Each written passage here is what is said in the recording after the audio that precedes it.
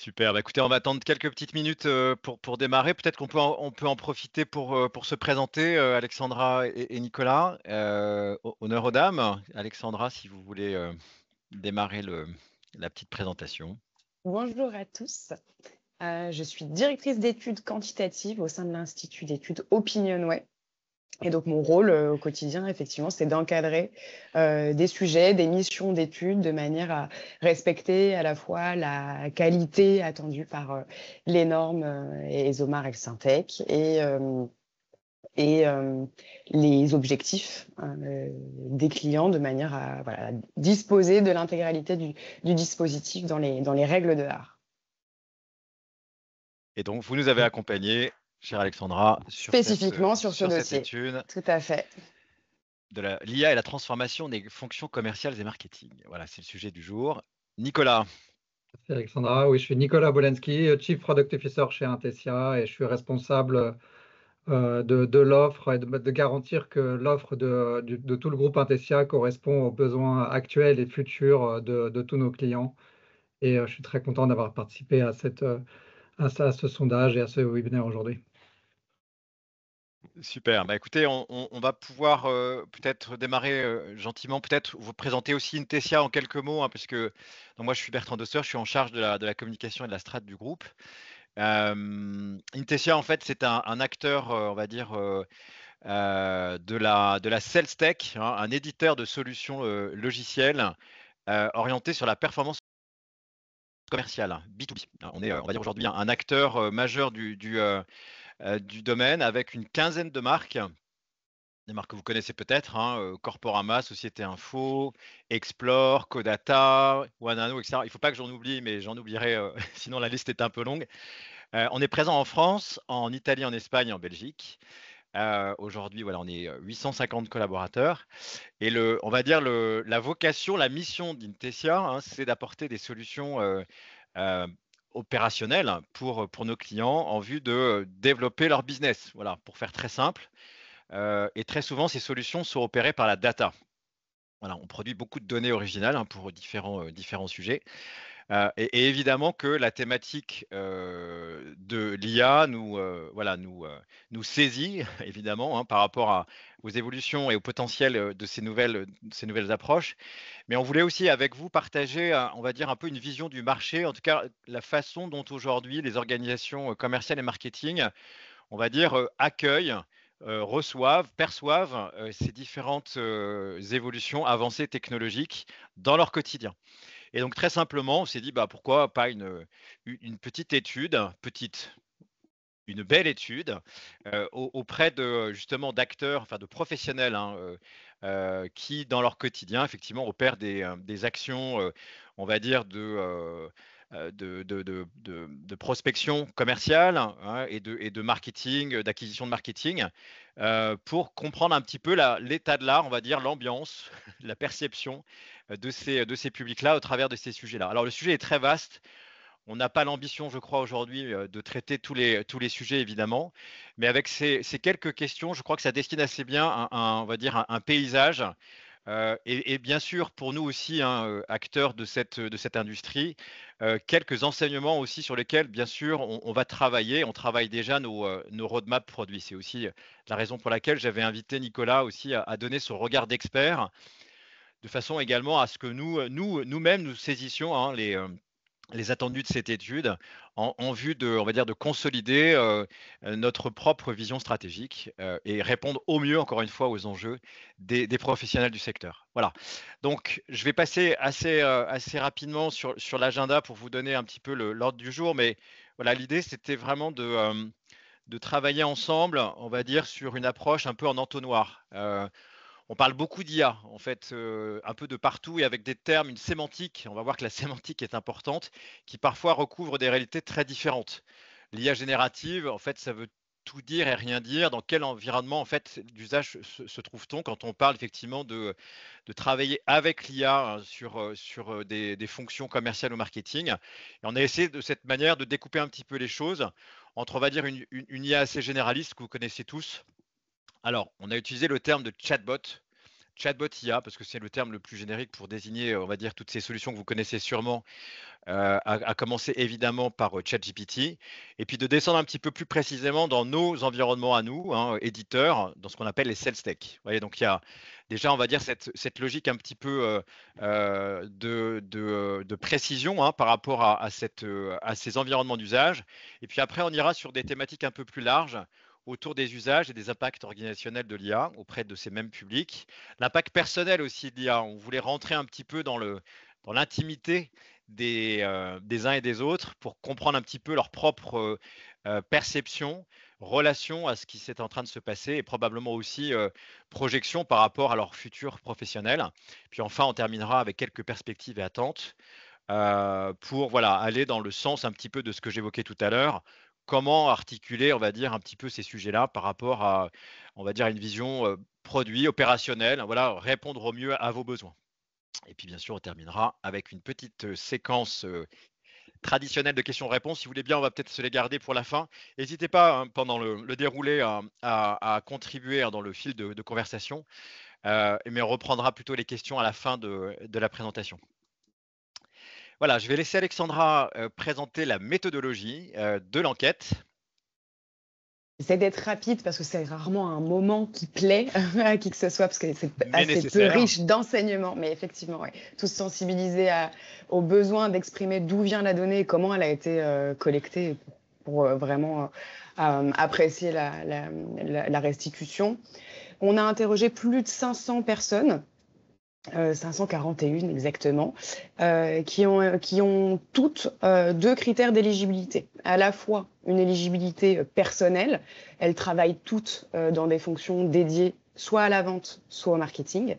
Et puis sur l'éligibilité de l'organisation dans laquelle elles travaillent.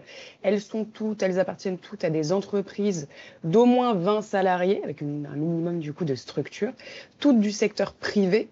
On a écarté le secteur public, mais hors secteur primaire en termes d'activité, donc pas l'agriculture et pas l'industrie extractive qui peut avoir des comportements un peu particuliers.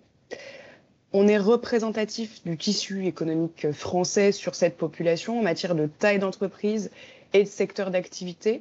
On pourra voir tout au long de la présentation des différences de perception et d'usage en fonction notamment de ces profils, en particulier sur la taille d'entreprise. Et plus spécifiquement, dans le cadre de cette restitution, on a voulu zoomer sur une cible particulière d'entreprise qui sont tous ceux qui ont des clients directs professionnels, que ce soit des professionnels du secteur privé, mais aussi du secteur public. On isole finalement assez peu de personnes, hein. Il y a seulement 20% des entreprises qui font seulement de la vente directe auprès des particuliers.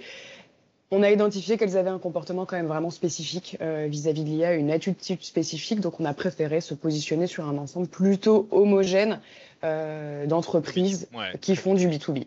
Voilà. Exactement. Voilà. Alors allons-y, chère Alexandra. Premier chapitre, les usages de l'IA à travers les chatbots IA. Premier renseignement sur l'usage de manière générale, on voit que ça y est, l'IA elle est déjà assez intégrée aux pratiques de ces fonctions commerciales et marketing, puisque 87% d'entre elles utilisent des chatbots, et ce dans des proportions quand même, avec des fréquences qui sont assez élevées, puisque 70% les utilisent plusieurs fois par semaine. Ce qui va être intéressant, c'est de rentrer dans les différents profils, que ce soit des profils personnels et profils d'entreprise, que je vous disais à l'instant. Ici, on voit que les personnes qui sont nouvelles dans le domaine, qui ont moins de 4 ans d'ancienneté, les nouveaux travailleurs sur ce marché, vont considérer que c'est quasiment indispensable d'utiliser les chatbots. 89% d'entre eux les utilisent plusieurs fois par semaine. C'est quelque chose qui est particulièrement intensif. Pour eux, voilà, leur travail est totalement corrélé à l'utilisation des chatbots. Pareil pour le marketing, qui va davantage utiliser que les profils vente pure. Et les managers, les directeurs, qui vont être à 83% dans le cadre d'une utilisation intensive, alors que les collaborateurs sans fonction managériale vont beaucoup moins utiliser l'IA de manière opportuniste en allant chercher effectivement des outils externes à leur organisation. Ces outils, ça surprendra personne, effectivement, Bertrand, vous l'avez dit au départ, il y a une dominance de ChatGPT aujourd'hui, mais elle est quand même suivie, c'est loin, mais sans faire une marche de prédominance totale de ChatGPT, par Gemini, puis par Mistral, avec, comme on peut le voir, une multitude d'usages, puisqu'en fait, ils ne se cantonnent pas qu'à ChatGPT, ils vont aller plus loin et utiliser plusieurs intelligences artificielles, 1,8 en moyenne, sans doute pour varier en fonction des différentes tâches qu'ils ont besoin d'opérer. On va voir effectivement cette logique de spécialisation, en tout cas de multi-équipement, ça c'est sûr. Déjà, ne serait-ce qu'à l'échelle des chatbots IA. Et bien sûr, on verra qu'il y a d'autres façons de consommer l'intelligence artificielle. Mais de fait, hein, on voit qu'on n'est pas monoproduit, on est effectivement plutôt sur l'utilisation de plusieurs modalités, probablement par rapport à des tâches spécifiques, effectivement. On commence à voir peut-être se dessiner aussi une forme de maturité, hein, sur la compréhension de bénéfices, avantages de telle ou telle solution par rapport à une autre. Ce qui est intéressant, oui, parce que ce classement, en fait, il y a plein d'études sur l'utilisation de l'intelligence artificielle par les actifs. Là, on se spécialise sur les fonctions commerciales et marketing et on voit justement que la prédominance de ChatGPT est beaucoup moins écrasante. Elle est là, mais elle est beaucoup moins écrasante que pour une population plus généraliste. Et dans ce multi-équipement, effectivement, dans la manière dont ils accèdent à ces outils, on voit que c'est à la fois par des accès gratuits, à 75%, mais aussi dans les mêmes proportions avec des outils payants à hauteur de 76%. Donc il y a vraiment un double, voilà, plusieurs usages qui se cumulent en même temps, que ce soit sur les outils utilisés ou sur la manière d'accéder à l'outil et l'ampleur en fait des fonctionnalités qui vont leur être accessibles, avec, quand on rentre dans le détail, une capacité à payer qui peut venir de la personne elle-même. 57% de ceux qui utilisent des outils chatbot vont payer personnellement. Et puis aussi un paiement qui vient de l'entreprise, un petit peu plus, 68%, mais quand même, l'un dans l'autre, on voit que c'est quand même une position conjointe sur le paiement pour accéder aux fonctionnalités plus avancées. En particulier chez les managers, vous le voyez, ils sont 71% à payer, à financer personnellement ces outils.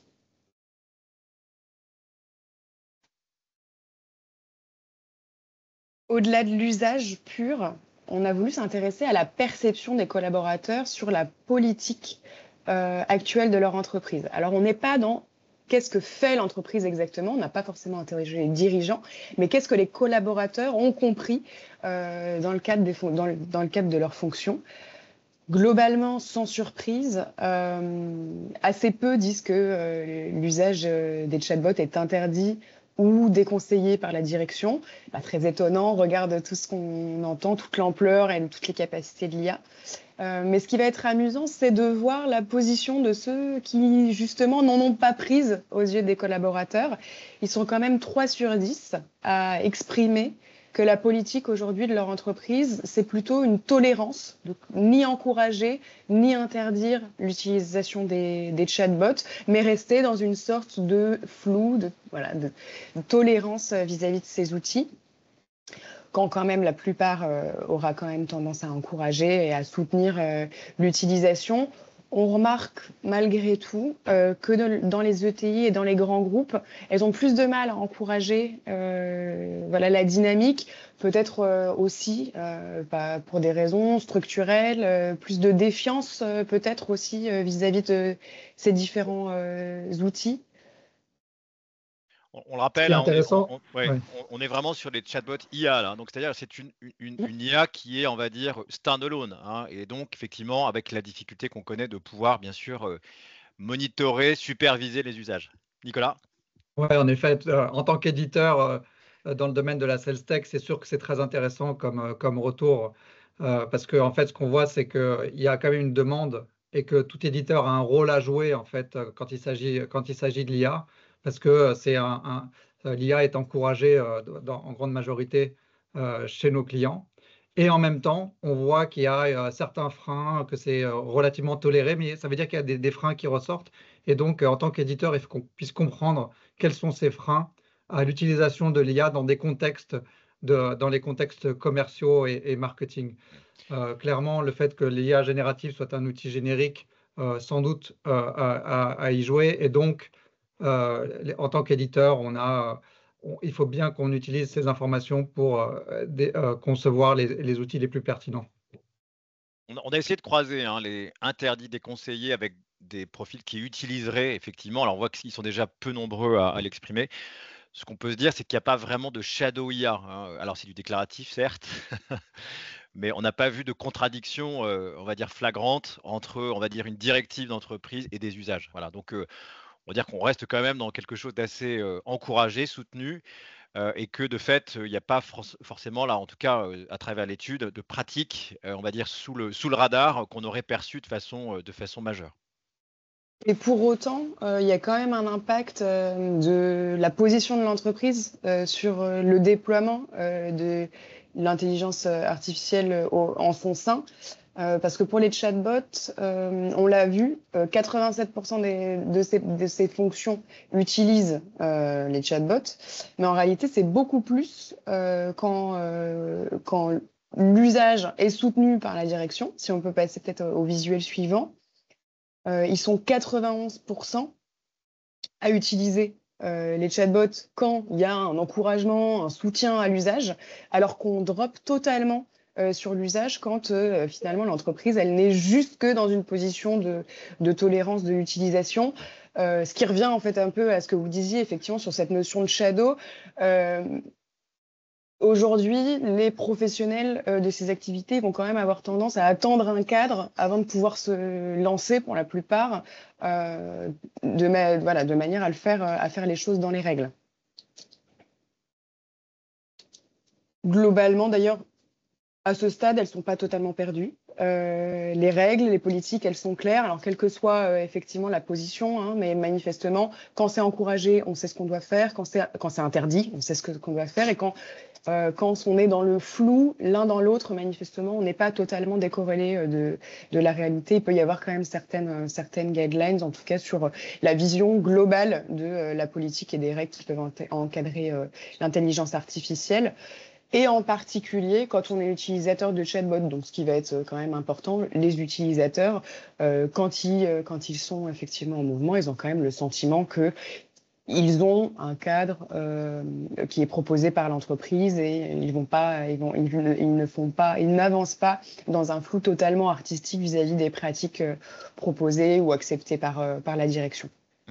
On a croisé aussi les deux questions entre l'encouragement et la clarté des règles. Là aussi, voilà, pour, on va dire, éprouver un petit peu la cohérence des choses.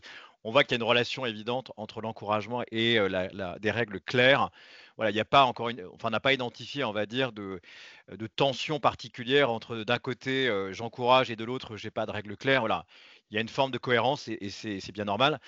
Ce qui est intéressant par contre, et vous l'avez déjà souligné Alexandra, c'est, vous le voyez, les petites sur- et sous-déclarations là dans les sous-populations qui ont été croisées.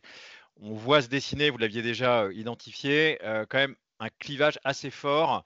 On l'a dit sur les ETI grands groupes, effectivement, il y a quand même toujours un petit peu un léger retard. C'est assez paradoxal, mais on voit en tout cas que sur le domaine des IA génératives standalone, il y a vraiment, comme vous le disiez, une forme de, voilà, peut-être de méfiance, ou en tout cas une forme de retenue sur le sujet. Et puis un clivage aussi plus personnel, hein. On va voir que sur le profil, des profils les plus anciens dans le poste, probablement dans l'âge aussi, et aussi sur le clivage manager-collaborateur, effectivement, les plus anciens et les profils collaborateurs sont souvent en retrait sur beaucoup d'items qu'on a pu tester.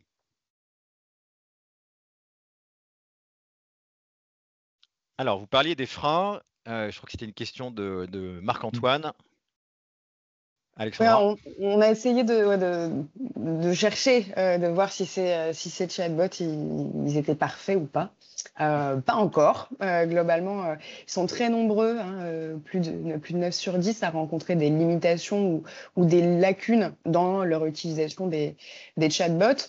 Pour autant, ce qui est intéressant de voir dans la répartition des réponses, c'est qu'on est plutôt sur des freins et des limites qui sont assez diffuses. On n'en a pas une qui prendrait une ou deux ou trois, mais qui prendrait le pas de façon vraiment écrasante et qui viendrait dire bon bah aujourd'hui les chatbots ont une énorme limite sur tel aspect, tel aspect, tel aspect. Le reste, ça va à peu près. Non, c'est vraiment quelque chose d'assez généraliste. Chacun va aller voilà y trouver des problématiques petit à petit au fur et à mesure de son expérience.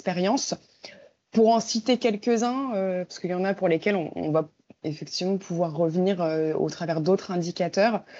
Le manque de compétences techniques pour utiliser les outils, il arrive en première position ici, malgré des résultats quand même resserrés, mais c'est quelque chose qu'on voit, voilà, qui n'est pas propre à l'intelligence artificielle. À partir du moment où on donne accès à un outil nouveau à quelqu'un, assez vite, la notion de la compétence et de la formation autour de l'outil va apparaître. Plus spécifiquement, on a quand même des préoccupations sur la sécurité ou la confidentialité des données sur lesquelles on pourra revenir.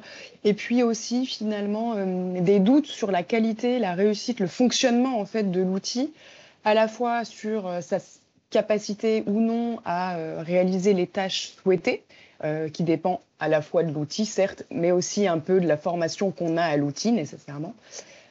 Et ce qu'on voit quand même mentionné par une personne sur 5, c'est une personne sur 4, pardon, c'est les doutes sur la fiabilité ou la qualité des résultats produits. C'est pas faramineux, c'est pas quelque chose qui est partagé par tout le monde. Ils arrivent à s'en sortir, mais quand même, on sent au travers de ces réponses un besoin de fiabilité, de réassurance vis-à-vis de ce que peuvent produire les chatbots aujourd'hui. Oui. Et moi, ce qui m'interpelle en fait dans ces résultats, si je me positionne comme éditeur, c'est le manque de compétences techniques, le fait que la personnalisation par rapport aux besoins spécifiques soit pas encore là, qu'il y ait des difficultés d'intégration avec les outils internes. On sent que finalement les outils d'IA générative sont pas forcément adaptés au processus interne, au workflow interne. Et donc, encore une fois, il y a besoin d'une spécialisation des outils aux besoins spécifiques commerciaux et marketing. Et donc là encore, nous, en tant qu'éditeur, on a vraiment intérêt à se positionner et peut-être à utiliser l'IA dans des besoins extrêmement spécifiques et bien déterminés. L'autre point intéressant aussi que je voyais, c'est que les besoins sont perçus, certains besoins sont déjà perçus comme étant déjà couverts par les outils internes, pas forcément de l'IA. La question, c'est est-ce que potentiellement l'IA peut encore mieux couvrir ces besoins déjà couverts. Voilà, donc pour moi, je vois quand même beaucoup d'opportunités dans ces questions. Et en plus, la préoccupation sur la sécurité, on peut se poser des questions sur la souveraineté, en effet, des données. Et là aussi, c'est peut-être un axe pour des éditeurs français ou européens. En tout cas, c'est vrai que les retours sont assez diffus et donc il faudra bien comprendre comment est-ce un outil spécifique aux équipes commerciales et marketing doit s'adapter. En tout cas, quand on parle de maturité, je pense qu'il y a effectivement cette idée qu'on a commencé déjà à éprouver dans un contexte professionnel, hein, ces solutions. On en voit les limites et ça invite de fait peut-être à encore plus d'exigences, hein. On verra ça peut-être dans la seconde partie, mais plus d'exigences aussi par rapport à ce que peuvent proposer les éditeurs, hein. Et ça, je pense Mm. qu'effectivement, on voit que dans un contexte professionnel, en tout cas, OK, on voit que l'usage est massif, hein, on parlait même de commodité IA, hein, en préparant un peu ce webinaire ensemble, au sens où c'est devenu une espèce de pratique évidente.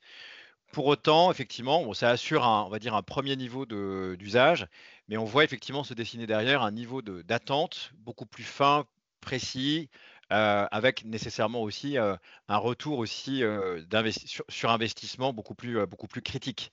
Dans une séquence en plus où on le sait bien, hein, économiquement, les budgets se tendent. On le verra tout à l'heure, mais voilà, on en veut pour son argent et quand bien même ça n'est que une vingtaine de dollars par mois, hein, quand on est dans le cadre d'une licence payante, il y a de l'exigence aussi, bien sûr, en termes de résultats et de retour sur investissement. Exactement. Et pour rebondir là-dessus, je dirais que l'un des axes, c'est en effet la qualité des données. C'est-à-dire que en bon français, garbage in, garbage out, si la qualité des données n'est pas là, alors les résultats seront moins bons. Voilà, on va passer maintenant, alors vous avez compris, hein, on quitte le monde de l'IA générative, chatbot IA, standalone, hein, celle qu'on a décrite tout à l'heure, pour aller du côté des sales tech. Alors, on va pas forcément passer en revue toutes les sales tech qui existent, vous savez, hein, c'est un univers foisonnant. Ça va, évidemment du CRM en passant par, les solutions de ticketing, bien sûr des solutions de ciblage, d'acquisition, hein, de prospects. Voilà, on a testé une quinzaine de solutions. On ne les a pas toutes testées, mais en gros, elles dessinent assez bien le paysage des outils disponibles aujourd'hui sur le marché. Et de ce fait-là, on a posé la question spécifiquement de leur compréhension, enfin de leurs usages déjà, de la détection et de l'usage de fonctionnalités IA embarquées dans les solutions. Voilà, c'était important de préciser le périmètre sur lequel on a posé cette question. Et globalement, bon, ils ont détecté hein, l'intelligence artificielle, Oui, ils ont vu qu'il y avait des les fonctionnalités qui éditeurs, étaient... les éditeurs, voilà, s'y sont mis. S'emparer du sujet. C'est Voilà. ça. Alors que les éditeurs s'en emparent, effectivement, c'était pas une grande surprise, mais du coup, ça aurait pu être plus ou moins discret, plus ou moins détecté de la part de ces fonctions. Non, non, clairement, ils ont bien identifié qu'il y avait des fonctionnalités IA qui avaient été présentes dans le cadre de leurs outils. Tous ne l'utilisent pas. Ils sont quand même bien majoritaires, hein, très largement. 77% vont utiliser, de ceux qui sont équipés en sales tech, vont utiliser au moins une solution. Mais il y en a quand même quelques-uns qui ont pour le moment choisi de ne pas forcément s'y mettre. C'est plutôt le cas des collaborateurs sans fonction managériale. On l'avait vu tout à l'heure dans le cadre des chatbots, ils les utilisaient beaucoup moins que les managers ou la direction. Là, on est sur une utilisation quand même assez large, puisqu'ils sont 60% à les utiliser, mais malgré tout inférieur à l'ensemble. Et puis pareil pour les personnes qui sont en poste dans le domaine depuis un certain temps, qui sont un peu plus réticentes à activer ces fonctionnalités. Probablement une question de confiance derrière aussi, hein. Alors de maîtrise technique probablement, mais aussi de confiance par rapport à la façon dont, on va dire l'IA va opérer, hein, dans un contexte, de logiciel ou de solution, sales tech. Donc c'est pas parce que c'est présent que nécessairement on l'active, même si on voit quand même que la plupart du temps quand elles y sont présentes, elles sont activées. Je vous invite d'ailleurs, on vous mettra en lien, le rapport d'étude complet. Vous verrez dans le détail aussi, hein, on va dire de façon un peu plus granulaire. On ne voulait pas forcément tous les passer en revue, mais les retours effectivement par rapport aux différentes, sales tech qu'on a testées dans le cadre de cette étude.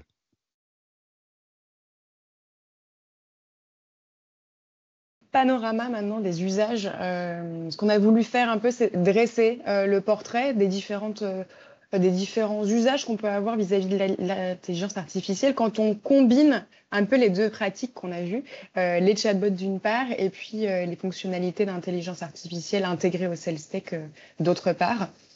Sans surprise, au regard des premiers résultats qu'on a diffusés, il y a une grosse adoption de l'intelligence artificielle à hauteur de 89% de ces fonctions qui vont utiliser soit les chatbots, soit l'intelligence artificielle intégrée au sales tech. Ce qui est vraiment intéressant, c'est d'aller comprendre comment sont composés ces 89%. Donc d'une part, on en a assez peu qui vont faire les deux. Qui ne vont utiliser, pardon, totalement l'inverse, ne retenez pas cette phrase, on en a assez peu qui ne vont utiliser que l'IA intégrée, 2%. Donc finalement, on est plutôt sur des usages qui sont combinés en réalité. 67% vont utiliser, de ces fonctions, vont utiliser à la fois l'IA intégrée au sales tech et les chatbots IA en fonction effectivement de ce dont elles vont avoir besoin.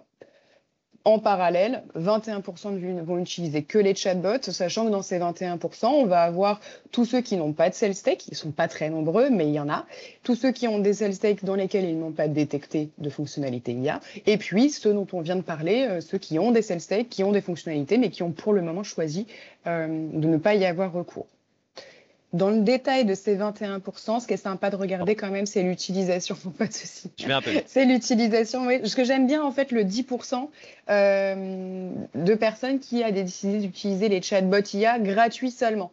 Donc vraiment, là, on est sur l'opportunisme total. J'ai un outil, je peux le tenter, c'est gratuit, ça coûte rien, en fait, d'aller le tenter.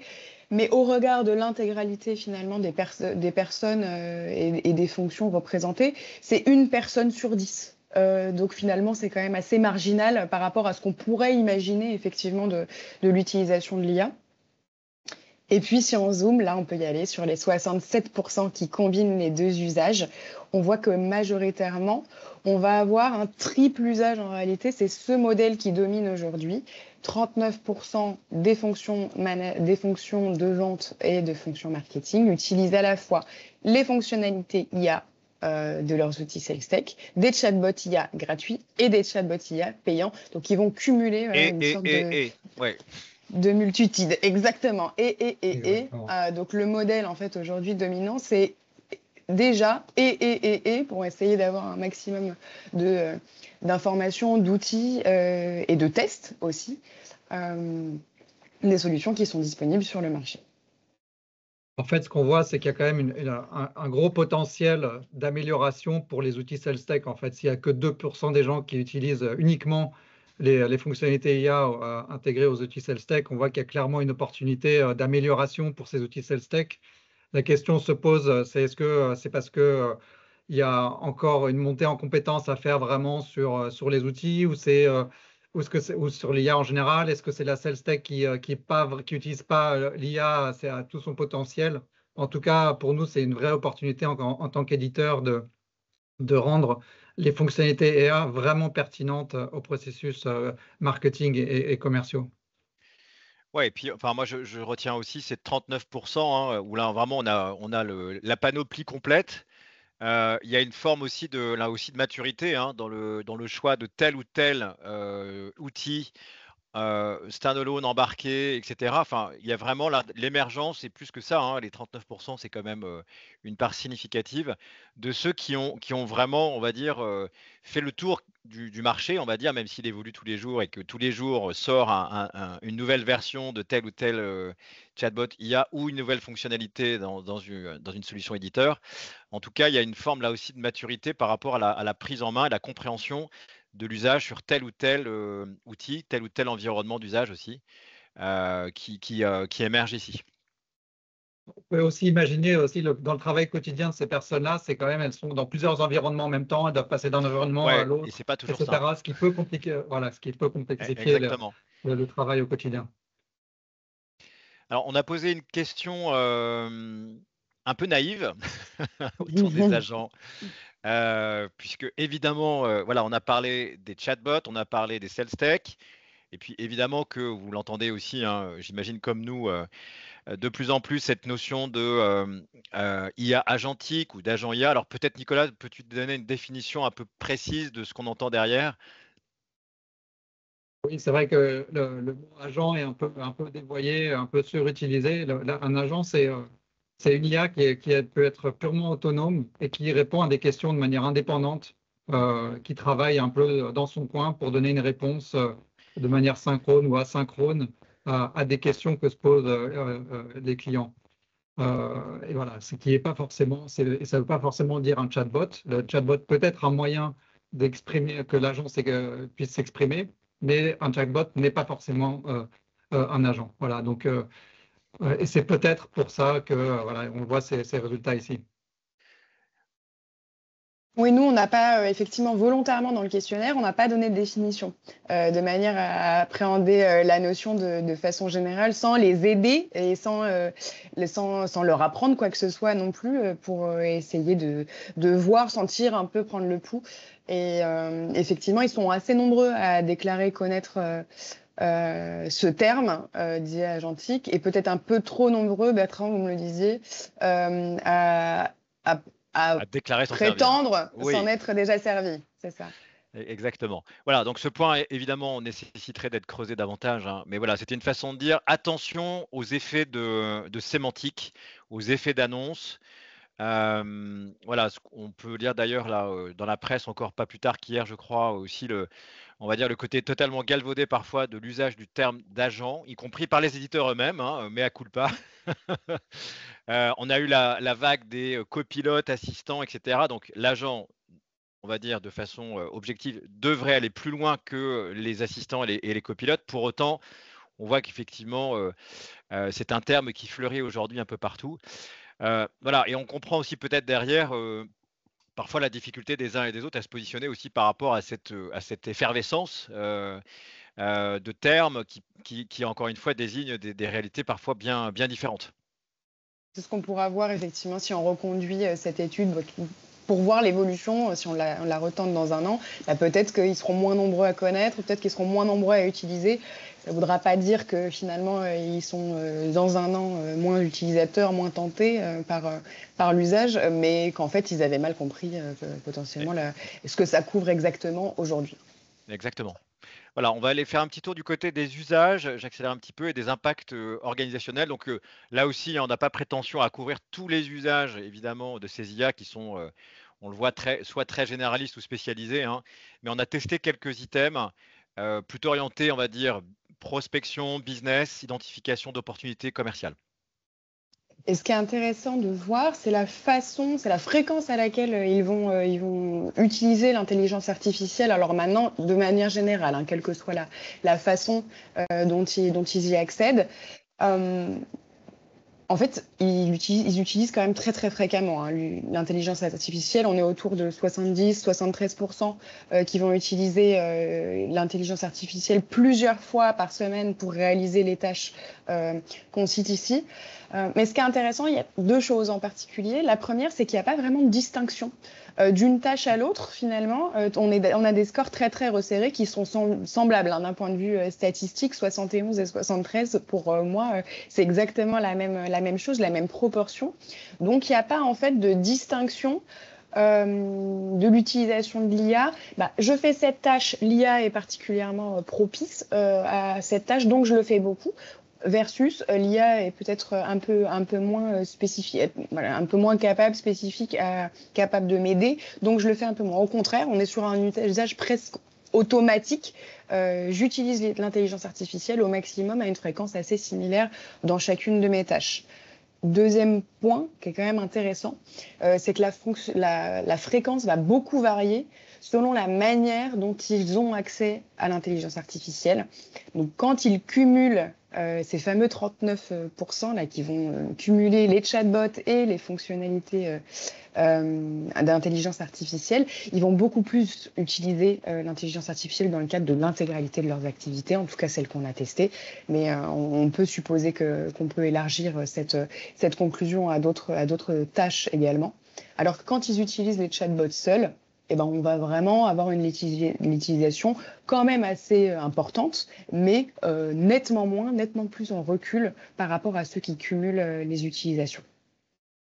Oui, donc ce qu'on voit ici, c'est qu'il y a vraiment une valeur ajoutée à avoir des fonctionnalités IA en plus des chatbots. C'est l'usage qui est largement supérieur, montre qu'il y a vraiment une grande utilité à ces fonctionnalités IA spécifiques aux besoins du métier. Les différences d'usage sont quand même assez significatives.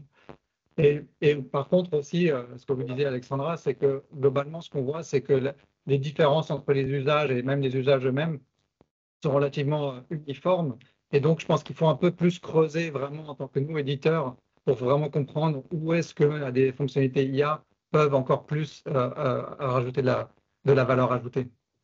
Donc, on a encore un peu de travail encore en tant qu'éditeur.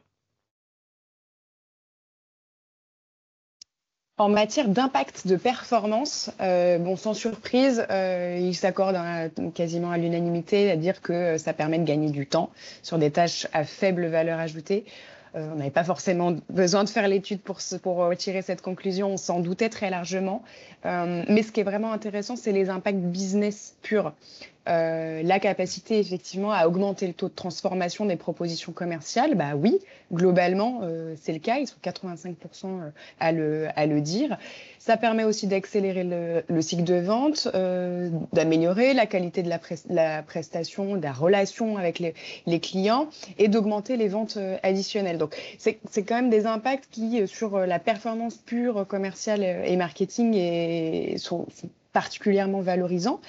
Et une fois encore, en particulier auprès des utilisateurs qui vont avoir une stratégie combinée, chatbot et fonctionnalités IA intégrées, qui permettent de dévoiler effectivement tout le potentiel de l'intelligence artificielle au-delà de l'usage sur l'aspect concret de est-ce que ça m'apporte quelque chose d'utiliser l'intelligence artificielle. Alors oui, encore plus quand on a une utilisation combinée chatbot et fonctionnalités sales-tech. Voilà, donc il y a une forme un peu, enfin, j'avais pas de banalisation, mais là, d'installation vraiment profonde dans les usages opérationnels des équipes. Enfin, là, je pense que l'image, elle est très claire. Et là, on est vraiment sur les tâches critiques. Oui, gagner du temps sur les tâches à faible valeur ajoutée, oui, ça, c'est le bénéfice global. Mais taux de transfo, accélération des cycles de vente, etc. Oui, on est vraiment dans la performance pure. Et voilà, donc là, il y a, on va dire, une image assez évidente de, ça y est, l'installation durable et profonde de l'IA dans toutes les activités essentielles des professionnels. Et justement, là où peut-être un éditeur peut intervenir, c'est ça définit vraiment comment est-ce qu'on définit le ROI. C'est-à-dire que nous, en tant Oui, pour répondre à qu'éditeur, votre quand on veut question rajouter aussi, de ouais. l'IA, quand on veut rajouter de l'IA, c'est ça qu'on va regarder Ouais. pour amener du ROI à nos clients, contrairement à des outils plus génériques qui ne vont pas regarder forcément ces critères. Tout à fait. En effet. En matière de conséquences au sein des équipes, ce qui va être intéressant de remarquer, c'est qu'on est plutôt sur une réorganisation, une transition, vraiment plutôt qu'une véritable rupture. Parce que ce qui est le plus souvent observé, ce sera une réorganisation des rôles au sein de l'équipe, une rationalisation du nombre de solutions logicielles qui vous touchent particulièrement, et puis une adaptation, par exemple, de la stratégie sales et marketing de l'équipe. Donc, on est plutôt sur une adaptation plutôt que sur un grand remplacement, une grosse suppression. On le voit, c'est un peu, c'est pas totalement omis, mais c'est en dessous vraiment au niveau du classement. La réduction du nombre de collaborateurs à 26% par exemple, ou la réduction des budgets consacrés aux opérations commerciales et marketing. Et que seule l'arrivée de l'IA, évidemment, n'explique pas. Je pense qu'il y a aussi un contexte général, probablement aussi. Oui, ça peut tout à fait effectivement favoriser en tout cas les transitions et les réflexions autour de l'intelligence artificielle malgré tout, mais qui permet de rationaliser aussi ces sujets-là. Exactement. Ce qui est intéressant, c'est quand même de voir la position des collaborateurs, ces fameuses personnes sans fonction managériale, qui, elles, ont beaucoup plus de mal à percevoir les conséquences de l'arrivée de l'intelligence artificielle dans leur équipe. 1 sur 3 disent qu'il n'y a aucune conséquence en réalité, que ça ne change rien, ce qui est quand même assez étonnant. Donc la question qu'on se posait, nous, du coup, en analyse de ces résultats, c'est est-ce que c'est une question de méconnaissance, parce qu'effectivement, ils sont un peu moins utilisateurs, donc peut-être qu'ils ont moins perçu, effectivement, ce bouleversement, ou est-ce que c'est plutôt une question de déni, et puis l'un dans l'autre, ils préfèrent se dire que la façon dont est organisée leur entreprise aujourd'hui ne va pas forcément trop bouger, parce que c'est rassurant, la constance. Ça, l'histoire nous le dira. Ce qu'ils identifient quand même de façon un peu plus large, c'est la réorganisation, la redéfinition des rôles au sein de l'équipe. Ils ont quand même eux aussi le sentiment pour un quart qu'il se passe quelque chose. Et puis positivement, l'attractivité de la marque employeur qui considère que l'arrivée de l'IA permet d'améliorer. Ouais, en tout cas, pour nous, éditeurs, je prends ton point, Nicolas, mais moi, quand je vois rationalisation du nombre de solutions logicielles ou d'utilisateurs, ça m'interpelle, évidemment. Oui, on a une opportunité de vraiment plus chercher de comment est-ce qu'on fait pour trouver plus de valeur pour nos clients. Et l'IA peut être en effet un moyen d'encore plus couvrir les besoins de nos clients. Donc moi, je vois ça en effet comme une vraie opportunité. Ouais, que le meilleur gagne aussi, j'ai envie de dire, probablement que derrière tout ça, voilà, on va se le dire comme ça, on est peut-être aussi au bout d'une histoire. On a équipé de façon très généreuse les équipes diverses et variées. D'ailleurs, c'est pas le cas uniquement que sur les fonctions marketing et commerce.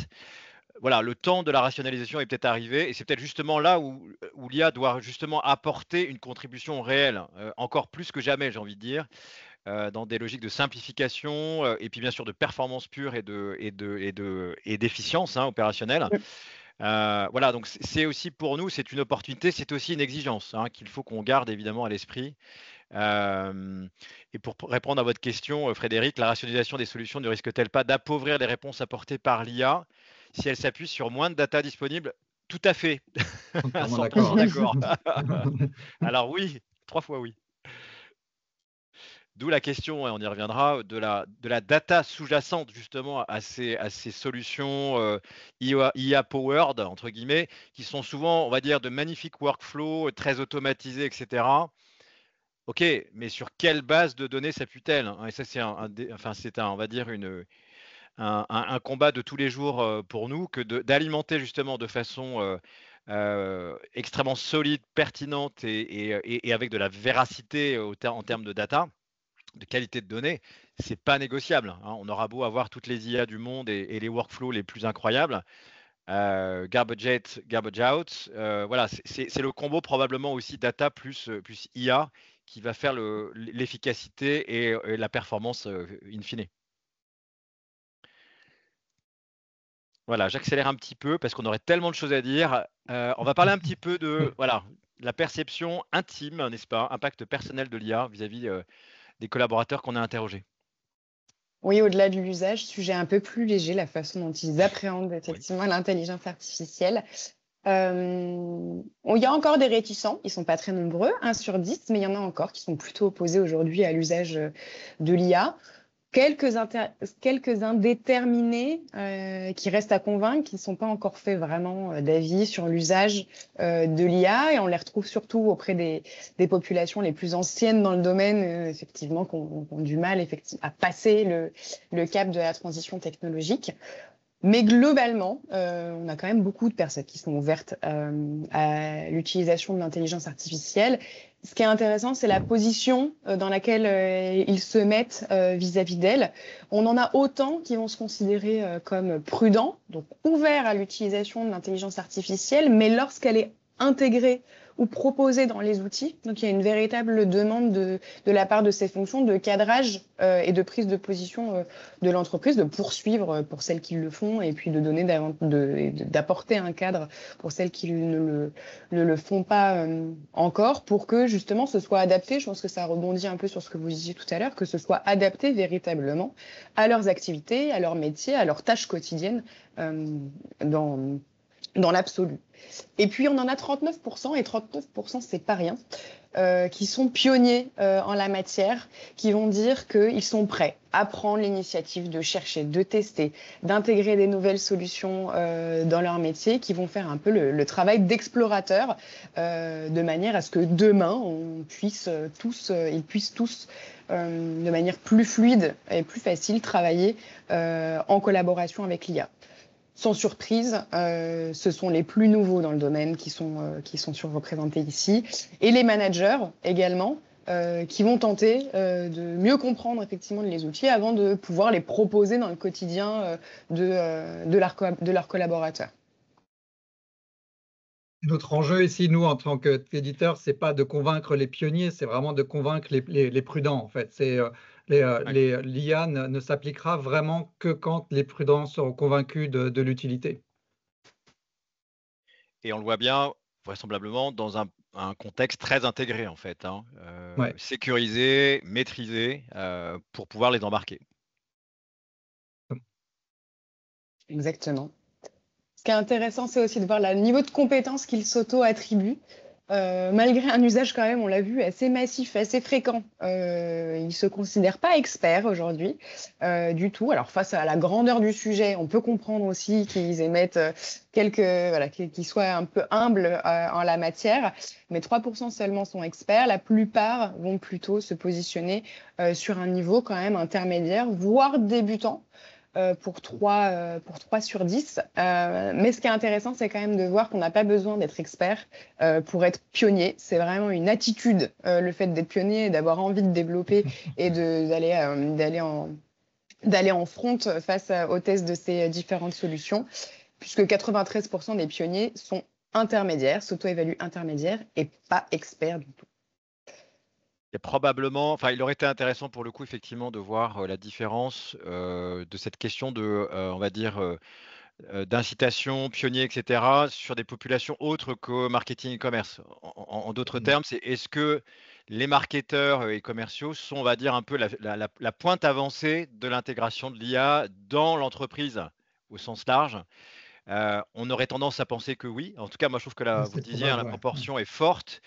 Donc, il y a probablement un phénomène d'entraînement parce qu'il y a des cas d'usage qui sont très évidents finalement pour le commerce et pour le market.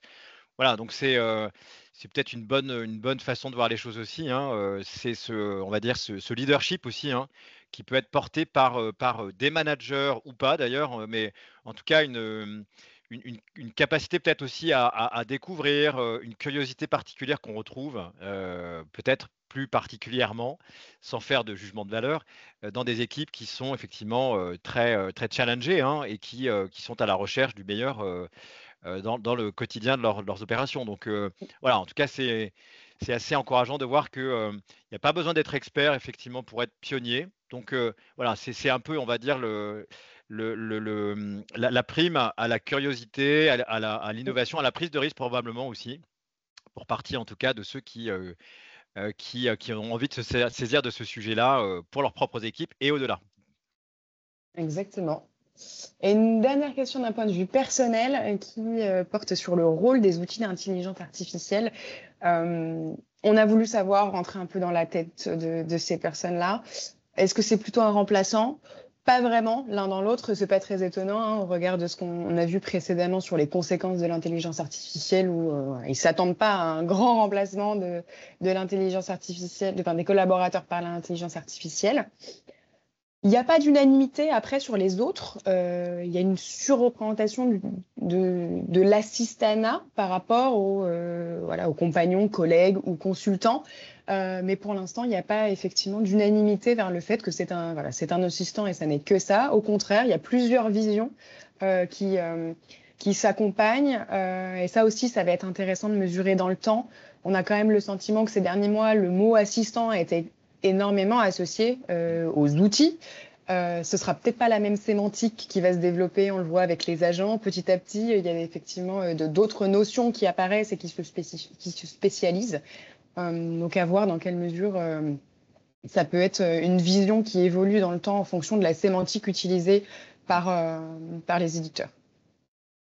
Et d'un point de vue éditeur, en fait, même d'un point de vue, je dirais, émotionnel, un consultant, c'est quelqu'un qui est un peu en dehors, qui est à côté.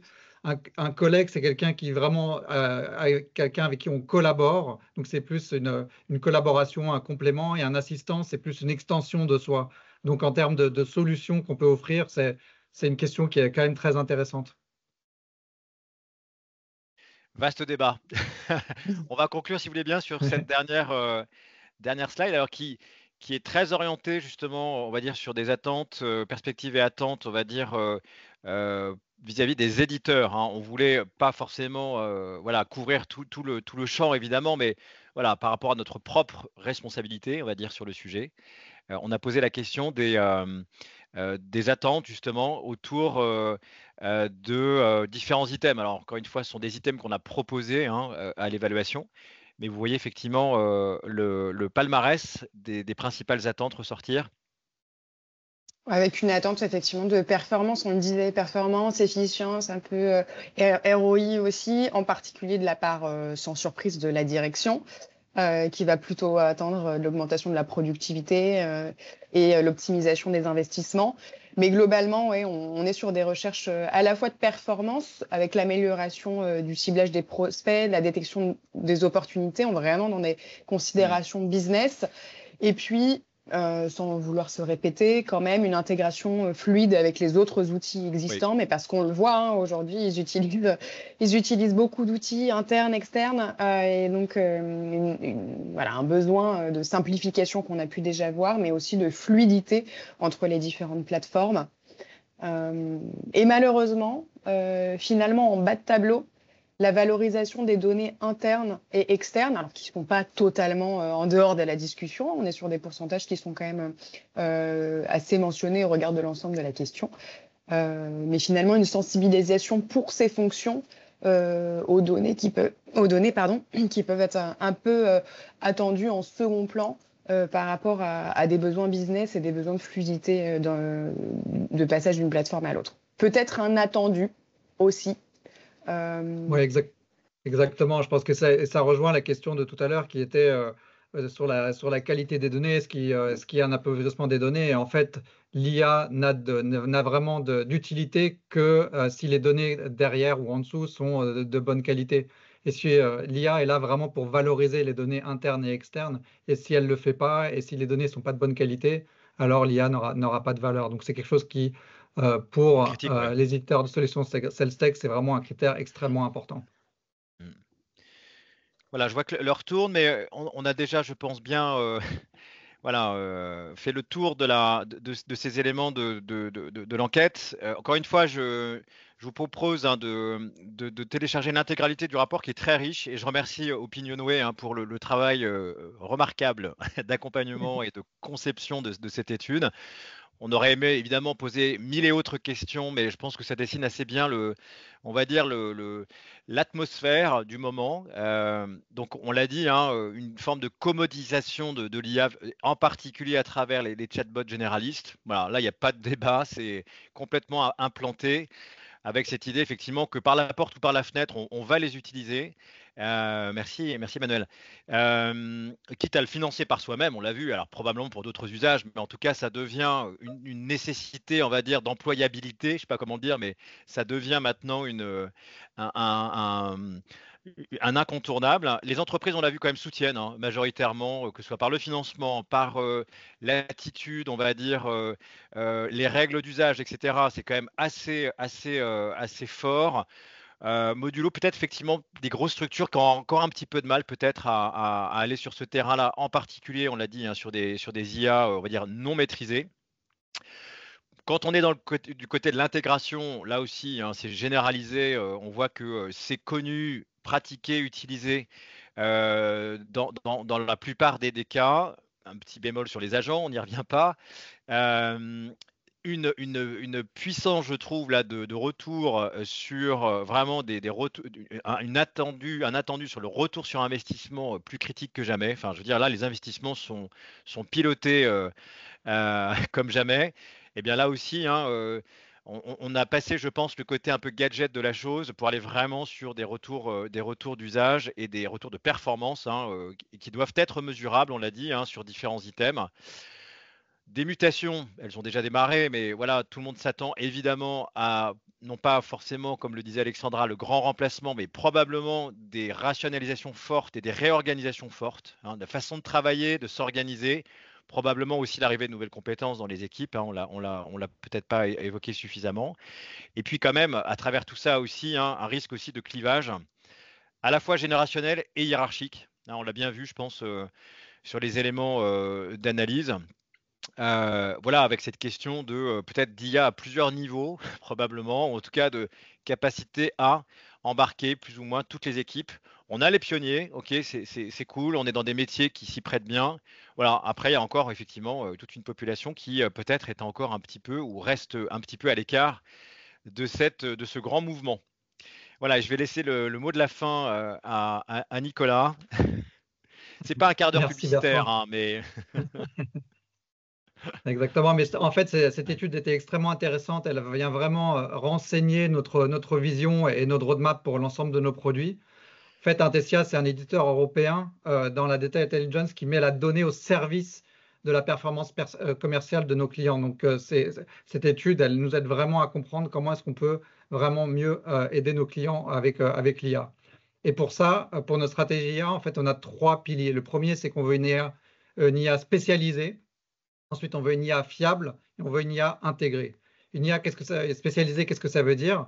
Ça veut dire que globalement, l'IA généraliste avec les chatbots a un peu changé l'interaction que nos clients avec la technologie. Ils s'attendent plus d'interactions vraiment naturelles avec la technologie à travers du langage.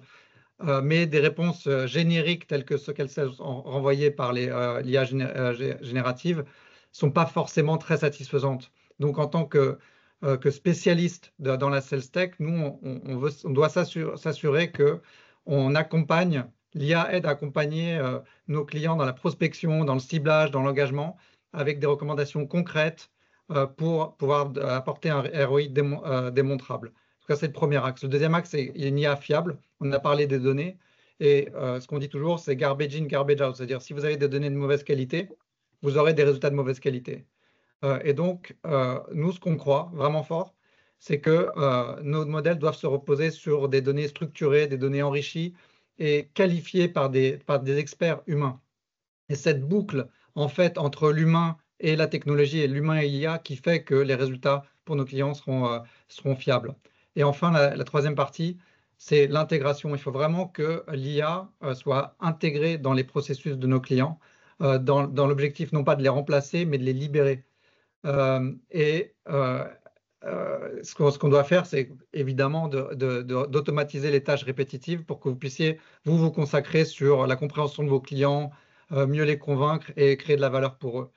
Et ça, c'est vrai seulement si on arrive à spécialiser les objectifs et à spécialiser les résultats à chacune des fonctions, dans les fonctions commerciales et marketing. Donc, je pense aux SDR, aux directeurs commerciaux, etc. Si les réponses ne sont pas spécialisées et intégrées au workflow chez nos clients, elle n'est pas pertinente. Donc voilà, c'est les trois axes, la spécialisation, la fiabilité et l'intégration qui soutiennent notre vision. Donc voilà, Bertrand, je te laisse Ouais, bah écoutez, je vois que l'heure a bien tourné. Est-ce qu'on se prend quelques petites minutes pour ceux qui veulent poser des questions? Alors, je vais peut-être en reprendre une ou deux dans le chat. Vous n'avez pas étudié les impacts négatifs à long terme sur les capacités des équipes par manque de recul. Alors, c'est vrai, non, de fait, la question, elle se posait, je crois, dans une échelle de temps à 12 mois. Hein. Donc, voilà, on va dire que c'est du très court terme. Hein. Clairement, je pense que beaucoup aujourd'hui, et nous, peut-être les premiers, hein, on a une vraie difficulté, je pense, à se projeter vraiment sur du temps long, hein, parce que les choses vont tellement vite. Il y a une chose peut-être qu'on peut se dire, Nicolas, c'est qu'on a quelques certitudes par rapport aux réalités opérationnelles, métiers, hein, et ça, c'est quelque chose qu'on veut garder absolument au cœur de l'approche Intesia. C'est tout cet héritage, on va dire, cette connaissance aussi des usages opérationnels dans les équipes, qui, à mon avis, ne sera pas négociable. Enfin, je veux dire, on va toujours repartir un petit peu de l'essentiel. Oui, on va apporter de la valeur et de l'efficacité. Je ne pense pas qu'on transforme considérablement l'acquisition d'un client dans différentes étapes du pipe. Enfin, et peut-être que chaque étape, oui, bénéficiera d'une fonctionnalité IA augmentée. Mais dans le fond, on va toujours aller d'abord identifier son sujet avant de l'engager et probablement le closer. Voilà. Voilà, je ne sais pas si vous avez d'autres questions pour l'étude. Quelle taille environ de la force commerciale? Alors, je ne comprends pas votre question. Est-ce que c'est par rapport à l'échantillon, sur la population? Si la question, elle porte sur quelle est la taille, peut-être, hein, du coup, peut-être que si la question elle porte sur quelle est la taille de la force commerciale des entreprises dans lesquelles pour lesquelles on a interrogé, on n'a pas posé la question, Nathalie. On ne sait pas. Oui, exactement. Oui. On a la taille de sur l'échantillon, l'ensemble. peut-être la différence entre les profils market et les profils commerciaux, peut-être. On l'avait. Oui. Ça, on l'avait. On est beaucoup sur des commerciaux et moins on est à 80%, on va dire, sur des commerciaux, 20% sur des marketeurs. C'est ça. Mais la taille, effectivement, de la force commerciale de manière générale au sein de cette entreprise, on l'a pas. On a seulement le nombre de salariés qui travaillent dans l'entreprise et qui, du coup, qui n'est pas un résultat d'étude, qui correspond à la réalité économique française. Exactement. Voilà, écoutez, je vois qu'il est 12h04. On a mangé quelques minutes de votre précieux temps. Merci en tout cas vraiment de votre participation aujourd'hui. On est bien sûr à votre disposition pour poursuivre l'échange offline. voilà, les résultats de l'étude, encore une fois. Alors, je vous propose juste là de juste shooter l'adresse du blog Intesia sur lequel l'étude est disponible. On va, je crois, Alexandre, hein, vous envoyer également le lien. Voilà, donc n'hésitez pas aussi à nous faire des retours, hein, sur l'étude. C'était un premier ballon d'essai pour nous. Voilà, et encore une fois, je remercie OpinionWay d'avoir joué le jeu de cette étude exploratoire. Il y a plein d'autres Merci choses, beaucoup. évidemment, encore à creuser. Comptez sur nous, en tout cas, pour être vraiment présents, voilà, pour écouter le marché et apporter, voilà, dans la mesure de notre possible, les réponses les plus adaptées. Merci Alexandra, merci Nicolas, Merci à tous. et Merci beaucoup. merci à la régie. Merci Alexandre. Merci à Très tous. bonne journée à tous et à bientôt. Au revoir.